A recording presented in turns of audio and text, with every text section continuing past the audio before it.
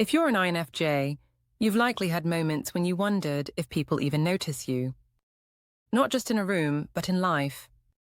You give, you listen, you support others when they're falling apart, but when you need something, it feels like no one's there. You're present for everyone, yet people often treat you like an afterthought.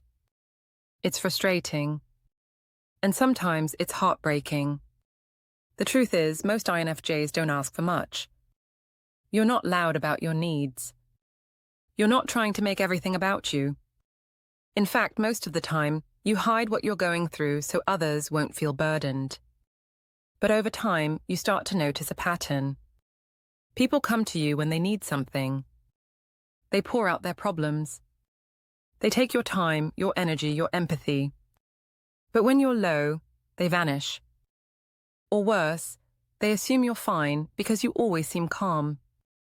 This video isn't about blaming others. It's about naming a reality that many INFJs live with but never talk about. The feeling of being there for everyone and still being treated like you don't matter. The pain of showing up fully and still being overlooked. People say they care. They throw out compliments or empty kindness. But it rarely goes deeper. You sense when care is fake. You know when someone's just saying what sounds nice. You crave real connection, something steady, something honest. And the sad part is, most people never get close enough to offer that. There are reasons for this. And they're not about you being broken or unlovable. They're about how the INFJ personality interacts with a world that doesn't often slow down to see what's beneath the surface. That's what we're going to break down. Here are the real reasons people don't seem to care about the INFJ, and why that says more about them than it ever did about you. Reason number 1. Their subtlety is mistaken for indifference. The INFJ personality doesn't shout. You don't demand attention. You don't force your presence. Instead, you move quietly. You listen. You observe. You think deeply before you speak. And when you do express something, it's calm, measured, and often understated.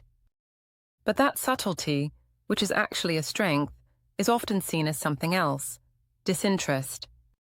People are trained to respond to what's loud, bold, and dramatic. In group settings, the person who speaks the most is seen as the most passionate. The one who takes up the most space is often mistaken as the leader.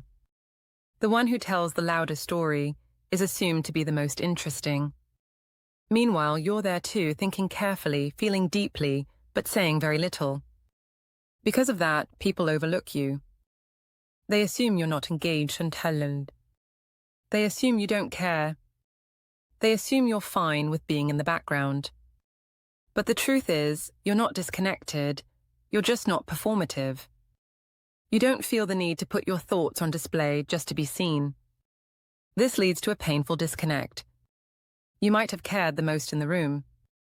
You might have picked up on what no one else noticed. You might have had insight that could have helped. But because you didn't push yourself into the spotlight, people walked away assuming you had nothing to offer. Over time, this makes you wonder if your way of showing up is even worth it. You give quiet loyalty. You support without asking for praise. You feel every shift in the room, even when no one acknowledges it. But people don't see that. They respond to loudness, not depth. And that's the tragedy. Your subtle care is powerful, but it gets missed in a world that's too busy to notice nuance. So people treat you like you don't care, simply because you don't express yourself in the ways they're used to. Reason number 2. Emotional boundaries that look like distance. INFJs care deeply, but they also protect that care with strong emotional boundaries. You don't open up to everyone. You don't share your inner world on demand. You need time, safety, and trust before you let someone in fully. And when that trust isn't there, you keep a gentle but clear distance. The problem is, many people don't understand that kind of boundary. They take it personally. They assume you're being cold. They think you're keeping them out because you don't like them or because you're arrogant. But that's not it. You're protecting your space because you have to. You feel everything so deeply that if you let everyone in, you'd drown in other people's emotions. Your boundaries are a form of survival. You've probably been hurt before by opening up too quickly. Maybe you've had people take your vulnerability and use it against you. Maybe you've had others act like they wanted closeness, only to disappear when things got real. You learn fast that not everyone deserves access to your heart. So you pull back. You don't stop caring, but you stop offering yourself so freely. And that makes people think you've shut down emotionally. But you haven't. You're just protecting what's sacred. This boundary is misunderstood constantly. People expect instant openness. They want fast connection. But for you, connection needs to be built slowly and with intention. You're not closed, you're careful. You're not distant, you're discerning. Unfortunately, in a culture where vulnerability is sometimes treated like entertainment, your guardedness looks like detachment. People stop trying. They assume you don't want closeness. And that hurts because you do want to connect. You just need to feel safe first. You're not asking for perfection. You're asking for presence, for patience, for real effort. And until people show that, you'll keep your emotional walls up. Not out of spite, but because you've learned that not everyone can handle what's behind them. Reason number 3. High expectations of authenticity from others that rarely occur. NFJs are not interested in surface-level talk. You want what's real. You look for truth, depth, and integrity in people. And once you spot someone being fake, dishonest, or shallow, you pull back. That's not because you're judging them, but because you simply don't know how to build anything meaningful without honesty. You live by internal values.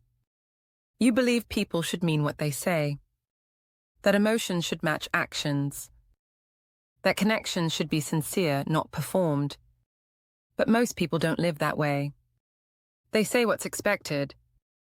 They hide behind smiles. They tell white lies to avoid discomfort. And while that might seem harmless to them, it puts a wall between you and them.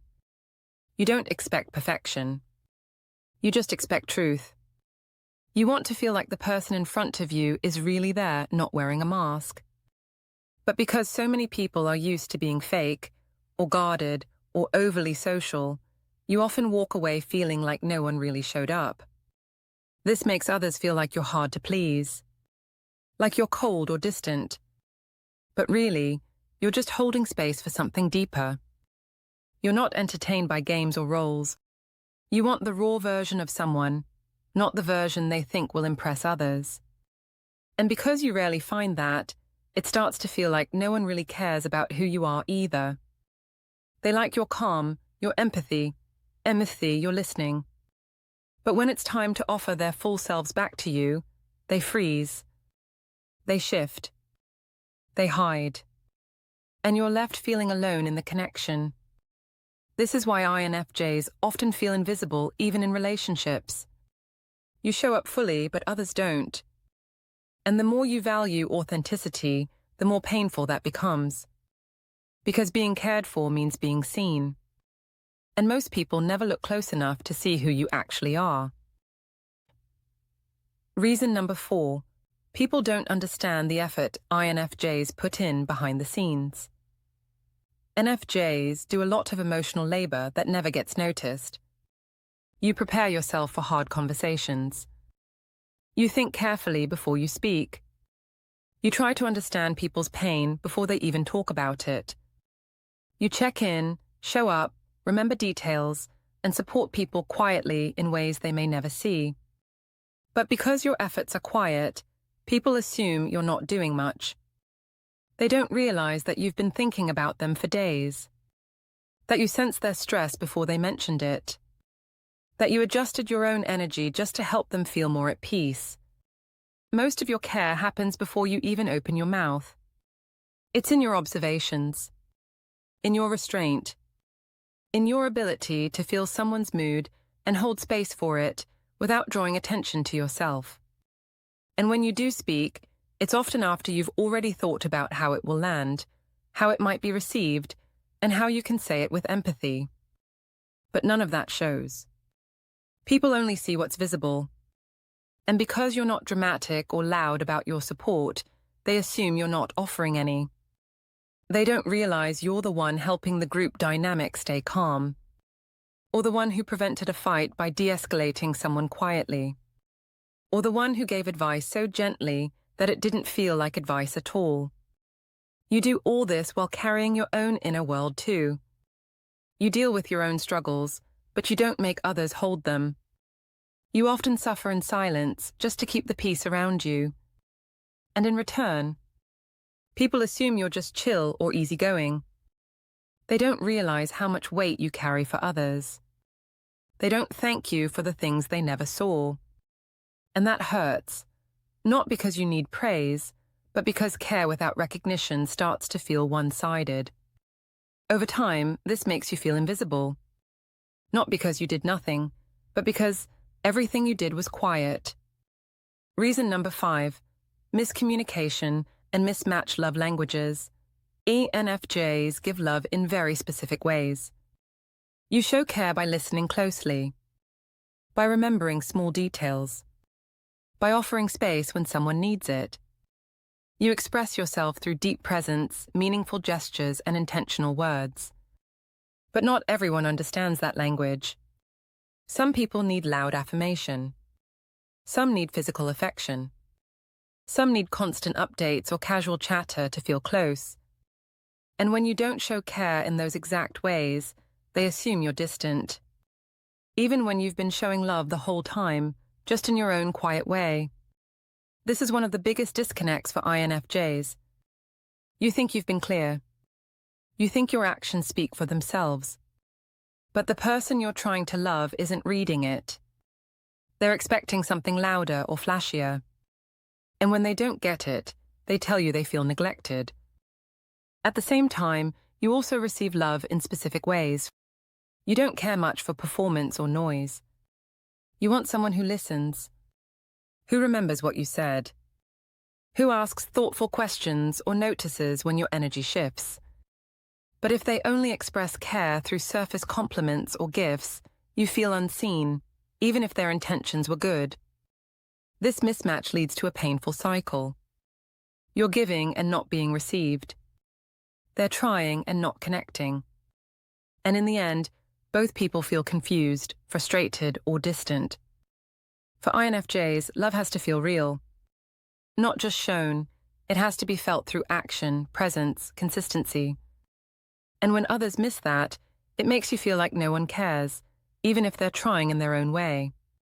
It's not about blame. It's about translation. But until people take the time to understand how you give and receive love, you'll keep feeling like your heart is being misunderstood, or worse, ignored. Reason number 6, withdrawal after too many disappointments. NFJs don't start out closed off. You actually begin with a very open heart. You give people the benefit of the doubt. You try to understand. You're patient. You wait longer than most before walking away. But there comes a point where something changes. After too many disappointments, you stop opening the door. That change doesn't happen overnight. It builds slowly. You start to notice that people you supported disappear when you need help. That your deep listening isn't returned. That people don't ask how you're really doing. Over time, your trust begins to shrink. You start to offer less, not because you've stopped caring, but because you're tired of being hurt. Tired of being the emotional support while others give you nothing back. You don't want to explain yourself anymore. You don't want to beg people to notice. You just pull away quietly. To others, this looks like you're distant, like you've become cold. They think you're just hard to reach or too private. But what they don't see is the pain that led to that silence, the disappointment behind the withdrawal. And here's what makes it even harder. When you pull back, People often interpret it as you not caring. They don't realize it's a response to being uncared for. It's self-protection, not rejection. But once again, the INFJ gets misunderstood. You might stop texting first. You might stop offering emotional support. You might avoid being vulnerable. But it's not because your heart isn't full of care, it's because it's full of hurt.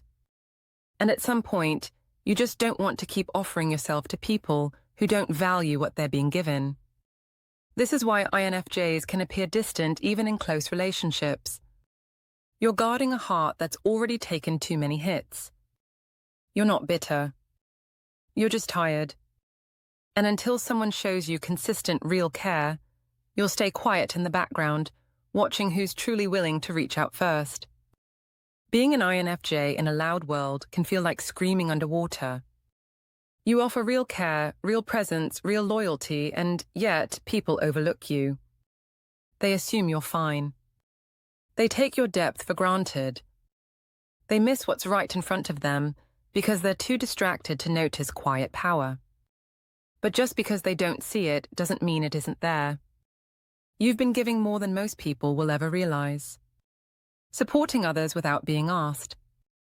Reading situations before anyone else.